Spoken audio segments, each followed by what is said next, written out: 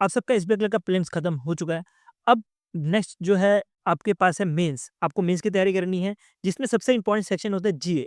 अब आपके मन में क्वेश्चन होगा जीए कैसे कवर करना है? और इस वाले वीडियो में आपको यही बताऊँगा जीए को आपको कैसे कवर करना है, अगर आपने अब तक कवर नहीं किया है उनके लिए भी और जिन्होंने अब तक कवर कर चुका है उनके लिए भी। तो अब प्रीलिम्स देने के बाद सबसे बड़ा जो क्वेश्चन मार्क है आपके मन में कि मुझे मेंस की तैयारी करनी चाहिए कि नहीं? तो इसका सीधा आंसर है हाँ, डेफिनिटली आपको मेंस की तैयारी करनी चाहिए। अगर आपने 45 प्लस अटेम्प्ट किए हैं तो। डेफिनिटली आपको मेंस की तैयारी करनी चाहिए बिकॉज़ इस बार जो है वैकेंसीज़ बहुत ज़्यादा है।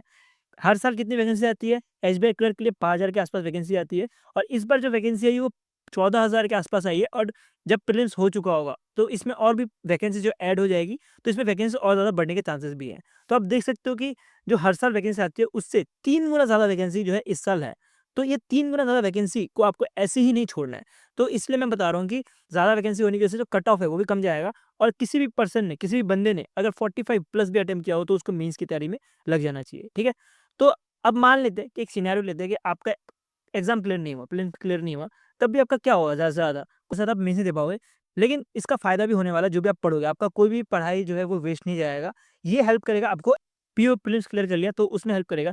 इसके साथ ही अगर बात करें इसके बाद जो सबसे बड़ा अपकमिंग एग्ज़ाम आने वाला है वो आरआरबी पीओ है। आरआरबी पीओ, आरआरबी असिस्टेंट जो कि अगस्त के महीने में होगा और जो आरआरबी पीओ में जो आरआरबी असिस्टेंट या आरआरबी पीओ में जो आपको जीए पूछा जाता है, वो पूछा जाता है आपको जनवरी से अगस्त तक जो है आपको जीए पूछा जाता है। तो अगर आपने अभी से करंट अफेयर्स कवर कर लिया, तो आप वो हेल्पफुल हो जाएगा आरआरबी पीओ के लिए भी। बिकॉज़ अगर आपने अभी से तैयारी कर ली तो आप 2025 में कोई ना कोई बैंक में तो लग ही जाओगे एज़ अ पीओ या तो क्लर्क के तौर पे, ठीक है?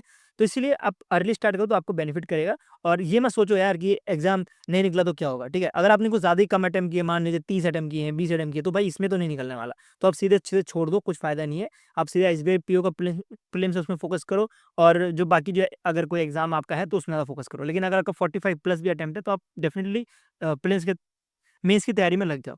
और स्पेशली जीए की बात करें तो जीए में जो है एसबीआई में टोटल 50 नंबर का क्वेश्चन है और जीए में सिर्फ जनरल अवेयरनेस इंक्लूड नहीं है। इसके साथ आप देख सकते हो कि फाइनेंशियल अवेयरनेस भी इंक्लूड है। जो एसबीआई क्लर्क का जो मेंस का जो पैटर्न है, इसमें आपको जनरल अवेयरनेस है तो फाइनेंशियल अवेयरनेस है, उसको भी कवर करते हुए ही चलना है।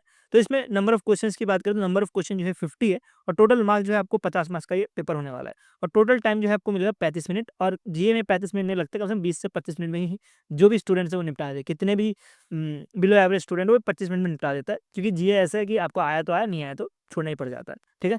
तो इसमें हम बात करते हैं टोटल 4 कैटेगरी स्टूडेंट्स होंगे अब इस समय, जिन्होंने जीए कंप्लीट कर भी लिया होगा, जिन्होंने नहीं भी किया होगा। तो हम बात करते हैं स्टूडेंट नंबर 1, 2, 3, 4 मैंने डिवाइड कर रखा हुआ है तो इनके बारे में। तो पहले तो आपको करंट अफेयर्स जिन्होंने भी पहले करके रखा हुआ है, जो पहले से तैयारी कर रहा है 2024 से जो तैयारी कर रहे हैं, उन्होंने ऑलरेडी उनको पता होगी करंट अफेयर जो है लेके चलना पड़ता है, तभी जो है आपका बैंक का एग्ज़ाम निकलेगा।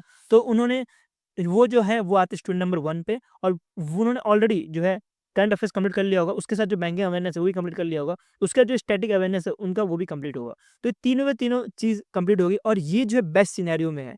बेस्ट सिनेरियो केस यही है और इनका चांसेस बहुत ज़्यादा बढ़ जाता है क्लियर होने का। तो इसका मतलब ये नहीं कि जो स्टूडेंट नंबर 4 है जिन्होंने अब तक तैयारी नहीं की उनका चांसेस नहीं है, इनके भी चांसेस हैं लेकिन इनको थोड़ी ज़्यादा मेहनत करनी पड़ेगी। अब बात करते हैं स्टूडेंट नंबर 2 की, जिन्होंने करंट अफेयर्स तो कवर कर लिया होगा, लेकिन जो बैंकिंग अवेयरनेस है वो कवर नहीं किया होगा और स्टैटिक अवेयरनेस कवर कर लिया होगा। तो स्टूडेंट नंबर 2 कौन है? स्टूडेंट नंबर 2 वो हैं जो एसएससी से आए हैं, क्योंकि इन्होंने भी देखा कि बैंक में जो है बहुत अच्छी खासी वैकेंसी है। एसबीआई क्लर्क जैसी ब्रांडेड वैकेंसीज़ आई है क्योंकि एसबीआई क्लर्क जो है ब्रांडेड बैंक के तौर पे माना जाता है। तो ये एसबीआई का ब्रांड लेने के लिए और एसबीआई का वैकेंसी देने के लिए डेफिनिटली एसबीआई जो एसएससी के स्टूडेंट्स हैं वो भी उन्होंने भी अप्लाई किया होगा।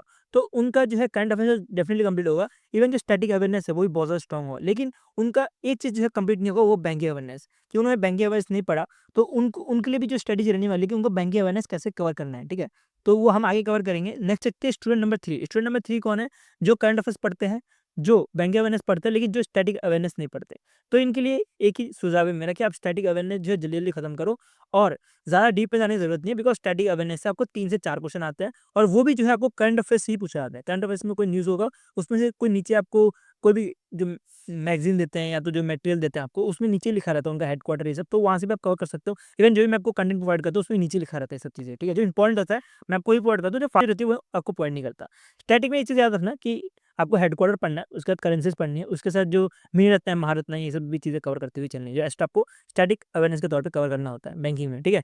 तो अगर आपको इसके बारे में कुछ डिटेल चाहिए तो आप कमेंट सेक्शन में लिख देना, मैं ट्राई करूँगा इसके ऊपर एक पूरा वीडियो बना दूँ अगर आपको चाहिए होगा तो। अब स्टूडेंट नंबर 4 की बात करते हैं, जो कि अभी सबसे ज़्यादा जो है बौखलाए हुए हैं कि क्या करना है जीए में, क्या नहीं करना।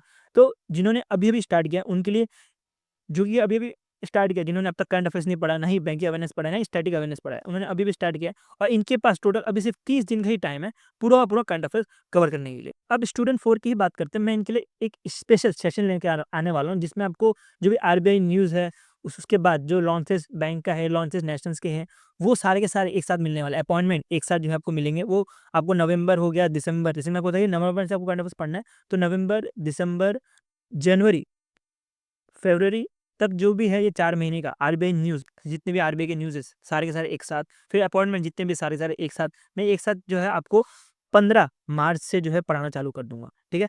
लेकिन मुझे इसमें वीडियो में अच्छा रिस्पॉन्स चाहिए तभी मैं कंटिन्यू करूँगा, लेकिन अगर अच्छा रिस्पॉन्स नहीं हुआ तो मैं नहीं करूँगा।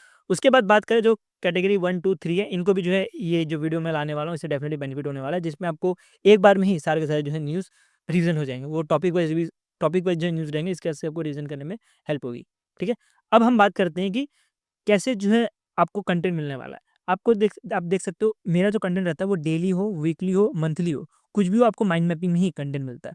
और ये देने का सबसे बड़ा कारण यही है कि इसमें पढ़ना ईज़ी रहता है। इवन जो रिवीज़न के पॉइंट ऑफ व्यू से देखें तो सबसे ज़्यादा इंपॉर्टेंट ये रहता है कि आपको रिवीज़न हो पाए, ठीक है? क्योंकि आपने कितना भी कुछ पढ़ लिया हो, अगर आप रिवाइज़ ना कर पाओ तो उसका कुछ फ़ायदा नहीं है, ठीक है? तो इसी के लिए जो है आपको माइंड मैपिंग में ही मैं आपको कंटेंट प्रोवाइड करता हूँ। इसमें आपको 3 चीज़ें ध्यान देनी है कि read, revise and recall. Read और रिवाइज़ तो मैं आपको करवा ही दूँगा, लेकिन रिकॉल जो आपको करना है वो आपको खुद ही करना पड़ेगा, ठीक है? तो उसको आप बार-बार जब पढ़ोगे तभी जो है आपको वो चीज़ रिकॉल रहेगा और आपको एग्ज़ाम में वो बेनिफिट करेगा। अब ये रिकॉल करने के लिए कुछ शेड्यूल जो मैंने आपके लिए बनाए हैं। जैसे कि कैटेगरी 1 के स्टूडेंट थे 1, 2, 3 जिन्होंने ऑलरेडी थोड़ा बहुत तो करंट अफेयर्स पढ़ा हो, तो उनके लिए ये जो है वीकली शेड्यूल है। जैसे वीक 1 की बात करें जो कि स्टार्ट होता है 3 मार्च से 9 मार्च तक। तो आपको क्या करना है कि आपने ऑलरेडी जनवरी और दिसंबर का मंथली कवर कर लिया होगा। तो आपको वो चीज़ रिवाइज़ करनी है। उसके साथ जो है आपको क्विज़ेस लगाने हैं। बहुत सारे क्विज़ लगाओ यार, जितने क्विज़ मिल पाता है। आपको मैपिंग ऑफिस में भी क्विज़ेस मिल रहे होंगे, आप वहाँ से लगा सकते हो। इवन जो डिफरेंट प्लेटफ़ॉर्म है वहाँ से आपको फ्री में क्विज़ेस मिल रहे हैं तो लगाओ, पेड अगर क्विज़ेस मिल रहा है, तो आप पेड अगर खरीद सकते हो तो खरीद के वो भी लगाओ। तो आपको पहले तो ये 2 महीना खत्म करना है रिवाइज़ करके, जनवरी और दिसंबर। अब आपको मन मन में चल रहा होगा कि सर यार आपने कितना ज़्यादा मुश्किल दे दिया। भाई यार आपने कितना ज़्यादा मुश्किल दे दिया ये पढ़ना हमारे लिए, क्योंकि 2 महीना करंट अफेयर्स करना बहुत मुश्किल है ऐसा आपको लग रहा होगा। बट इतना ज़्यादा मुश्किल नहीं, क्योंकि आपने ऑलरेडी पढ़ा हुआ है और आपको सिर्फ एक बार आँख घुमाना है। हर एक न्यूज़ से आपको आँख घुमाना है, ज़्यादा डिटेल में जाने की ज़रूरत नहीं है। एक-एक बार आँख घुमाओगे हो जाएगा, ठीक है? और बात करें कि जो ये चीज़ सोच रहा है कि हमसे ना हो पाएगा, तो ये चीज़ आप याद रखो कि कोई-कोई स्टूडेंट वैसे भी हैं जो दिल्ली में जाके तैयारी कर रहे हैं, जो 14-14 घंटे, 12-12 घंटे जो है तैयारी कर रहे हैं। तो उनके साथ जो है अगर अगर आपको कम्पीट करना है तो आपको इतना तो करंट अफेयर्स कवर करना ही पड़ेगा 2 महीने का। मैं भी अपने टाइम पे जब मैं पढ़ता था, बैंकिंग की तैयारी जब मैं कर रहा था, तो उस केस में मैंने भी जो है 2-2 दिन में जो है मंथली उड़ा देता था। कभी-कभी तो मैं 1-1 दिन में मंथली उड़ा देता था। तो ये चीज़ जो है आपका डेफिनिटली आ जाएगा, जितने टाइम रिवीज़न करोगे उतने टाइम पे, ठीक है? तो जितना रिवीज़न करोगे उतने कम टाइम लगेगा आपको चीज़ें रिवाइज़ करने के लिए। नेक्स्ट जो है वो है वीक 2। वीक 2 की बात करें तो 10 से 16 मार्च तक जो है ये डे है, जिसमें आपको फ़ेब का जो है मंथली पढ़ना है, ठीक है? तो फ़ेब का मंथली पढ़ना है कि बिकॉज़ अभी बात करें कि जो मैं आपको कंटेंट प्रोवाइड करूँगा मैपिंग ऑफ फेस में फ़ेब का मंथ का, वो मैं आपको 6 से 7 तक मैं आपको मंथली प्रोवाइड कर दूँगा। इवन जो डिफरेंट जो भी कोचिंग सेंटर वाले हैं या जो बड़े-बड़े इंस्टीट्यूट्स हैं जो पीडीएफ देते हैं वो भी 6 से 7 के मार्च के बीच में ही दे देंगे। तो उसके बाद जो है आपको फ़ेब का जो है मंथली पढ़ना है। उसके साथ आपको रिवाइज़ करना है जो जनवरी और दिसंबर का जो आपने मंथली पढ़ा है उसको वापस से, ठीक है? तो ये रिवीजन जो है आपको सारा का सारा करंट अफेयर्स नहीं करना है, इसमें आपको नेशनल, बैंकिंग और फिर गवर्नमेंट स्कीम ये 3 चीज़ें जो है रिवाइज़ करनी है। उसके साथ आपको जो है फर्स्ट वीकली का करंट सीए भी मिल जाएगा तो वो भी आपको पढ़ते हुए चलना है। उसके साथ आपको क्विज़ेस लगाने हैं, क्विज़ेस बहुत ज़्यादा इंपॉर्टेंट है, क्विज़ेस नहीं छोड़ने हैं यार, क्योंकि आपने कितना भी कुछ पढ़ लिया हो, अगर आपने क्विज़ नहीं लगाया तो आपको वो चीज़ याद नहीं रहेगी, तो क्विज़ेस लगाना बहुत ज़रूरी है, तो डेफिनिटली आप उसके बाद क्विज़ लगाना। उसके बाद बात करें वीक 3 की, जो कि आता है 17 से 23 मार्च तक, जिसमें आपको अब आपने सारा का सारा महीना हो गया आपका, कौन-कौन सा महीना हो गया आपका अब तक जनवरी हो गया, दिसंबर हो गया और फरवरी हो गया, ठीक है? तो ये 3 महीना बहुत ज़्यादा क्रूशियल है एसबीआई क्लर्क के मेंस के लिए, ठीक है? 3 के साथ आप एक और महीना मान सकते हो मार्च का भी, क्योंकि मार्च में भी आपको 2 हफ्ता तो पढ़ना ही पड़ेगा। तो ये बहुत ज़्यादा क्रूशियल है ये 3 महीना, जिसमें आपको यहीं से जो है मैक्सिमम आपको क्वेश्चन मिलने वाला है। ये आरआरबी का एग्ज़ाम नहीं है जहाँ से आपको 8-8 महीना या 9-9 महीना, 10-10 महीना पुराना करंट अफेयर्स पूछा जाए। ये एसबीआई क्लर्क है, जहाँ पे आपको 2 से 3 महीने के अंदर ही बहुत सारे क्वेश्चंस पूछे जाते हैं, ठीक है? इवन अभी रिसेंटली एग्ज़ाम हुआ था, न्यू इंश्योरेंस रेगुलेटरी का एक एग्ज़ाम हुआ था जिसमें असिस्टेंट का एग्ज़ाम हुआ था। उसमें आप देखोगे तो मोस्टली जो क्वेश्चन पूछे गए थे वो जनवरी से दिसंबर से पूछे गए थे, मतलब लास्ट 2 महीने से ही ज़्यादा क्वेश्चन पूछे गए थे। तो जो एसबीआई क्लर्क है ये भी लास्ट 2 टू 3 मंथ से ज़्यादा क्वेश्चन पूछने वाला है। तो आपको ये 2 टू 3 टू 2 मंथ में ही ज़्यादा फोकस करना है, ठीक है? तो अब नवंबर की बात करें तो नवंबर में जो आपको मंथली रिवाइज़ करना है वो आपको सिर्फ़ बैंकिंग, नेशनल और गवर्नमेंट स्कीम ही रिवाइज़ करना है, ठीक है? क्यों मैं ऐसा बोल रहा हूँ आपको आगे समझ आएगा। इसके साथ आपने फरवरी का मंथली जो था वो आपने रीड किया था, लेकिन अब जो है आप इस वीक में जो है आपको रिवाइज़ करना है। इसके साथ जो है आपने जो बैंकिंग अवेयरनेस जो है सेकंड वीक में आपने रिवाइज़ किया था, बैंकिंग अवेयरनेस, नेशनल और गवर्नेंस स्कीम। इसके अलावा जो अपॉइंटमेंट हो गया, डिफेंस हो गया, साइंस एंड टेक हो गया, जितने भी रिमेनिंग करंट अफेयर्स हैं, आप जो है थर्ड वीक में पढ़ लेना उसको, ठीक है? उसके बाद उसके ऊपर जो है आपको क्विज़ लगाना है। क्विज़ आपको हर बार ही लगाना है, आपको हर हफ्ते जो है क्विज़ लगाने हैं, क्विज़ कभी नहीं छोड़ने। उसके बाद नेक्स्ट चलते हैं वीक नंबर 4, जिसमें आपको एग्ज़ाम पीडीएफ मेरी तरफ से प्रोवाइड कर दिया जाएगा, जिसको मैं अल्टीमेट पीडीएफ के नाम से भी जाना जाता है, बहुत लोग जानते होंगे। तो वो एग्ज़ाम पीडीएफ पढ़ पढ़ सकते हो, जिसमें आपको माइंड मैपिंग में ही कंटेंट मिलता है और शॉर्ट और क्रिस्प में जो है सारी चीज़ें मिल जाती हैं, ठीक है? और अब मेरा नहीं, आप दूसरे का पढ़ना चाहते हो तो आप दूसरे जो प्लेटफ़ॉर्म है वहाँ से पढ़ सकते हो एग्ज़ाम पीडीएफ। लेकिन इसके साथ जो है आपको जो वीकली करंट अफेयर्स है वो खत्म करना है मार्च महीने का, ठीक है? मार्च महीने का वीकली करंट अफेयर्स खत्म करना है। उसके साथ जो है आपको क्विज़ लगाने हैं। तो मैंने ये तो बात कर ली वीकली टारगेट्स की, बिकॉज़ अगर आप सोचो कि पूरा मंथ में हम कैसे पढ़ें, तो आप पूरा कन्फ्यूज़ हो जाओगे कैसे करना है, कुछ कैसे नहीं। लेकिन अगर आप जो बड़ा गोल है उसको अगर आप छोटे-छोटे भाग में बाँट दोगे, 4 छोटे-छोटे वीक्स में बाँट दिए बड़े मंथ को, तो वो चीज़ आपको हेल्प करेगा। और वही जो बड़े-बड़े वो जो 7 जो आपको दिन मिलने वाले हैं 1 हफ्ते में, उसको भी अगर आप डिवाइड कर दोगे तो आपके लिए और आसानी हो जाएगी सारी चीज़ों को पढ़ने के लिए। तो आपने स्मॉल-स्मॉल टास्क बना दिए, जिसके से आपको पढ़ने में बहुत ज़्यादा आसानी हो जाएगी। तो अब बात कर लेते हैं कि डेली शेड्यूल्स की। तो डेली शेड्यूल आपको कैसे करना है कवर? तो जो भी कैटेगरी 1, 2, 3 वाले हैं, इनके लिए है कि मॉर्निंग में आपको करंट अफेयर्स पढ़ना है, नया करंट अफेयर्स, ठीक है? अभी अब मार्च चल रहा है, तो आप मार्च का आप वीडियो के थ्रू पढ़ सकते हो या इवन आप पीडीएफ के थ्रू अगर सुटेबल हो तो आप पीडीएफ के थ्रू ही पढ़ सकते हो।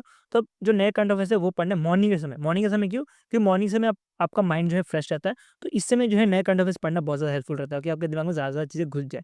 उसके साथ ही जो है पुराने करंट अफेयर्स जो आपने ऑलरेडी पढ़ा हुआ होगा सीए मार्च महीने का, वो उसको कवर करना है। उसके बाद आपको शाम के टाइम में जो है डेली क्विज़ लगानी है। आप उस टाइम में भी लगा सकते हो या शाम के टाइम में जो है आपको डेली क्विज़ लगानी है, ठीक है? और इवनिंग की बात करें तो इवनिंग में जो है आपको मंथली रीड और रिवाइज़ करना है, वो चीज़ आपको ध्यान देनी है। इसके साथ ही आपको जो मैंने क्विज़ लिखा हुआ है ये डेली क्विज़ है, ठीक है? इसके साथ आपको डेली क्विज़ लगाना है और कुछ जब भी आपने टॉपिक पढ़ा है थोड़ा बहुत अगर आपको लग रहा है कि मुझे क्विज़ लगा देनी चाहिए तो आप मंथली भी जो है आप डेली क्विज़ लगा सकते हो। मंथली जो है क्विज़ लगा सकते हो डेली में। उसके बाद बात करें सैटरडे संडे की, तो सैटरडे संडे में भी वही सेम शेड्यूल रहेगा आपको मॉर्निंग के समय, लेकिन जो इवनिंग का समय रहेगा उसमें आपको वीकली सीए जो है खत्म करना है। वीकली सीए 2 दिन काफ़ी रहे खत्म करने के लिए, उसके साथ जो है वीकली क्विज़ जो है उसको भी लगाना है, ठीक है? वीकली क्विज़ कौन से महीने का? मार्च महीने का, ये मैं लिखने भूल गया इधर। मार्च महीने का जो है आपको वीकली क्विज़ लगाना है। उसके बाद नेक्स्ट चलते हैं, नेक्स्ट अब स्टूडेंट 4 की बात करते हैं जो अभी-अभी निकले हैं, ठीक है?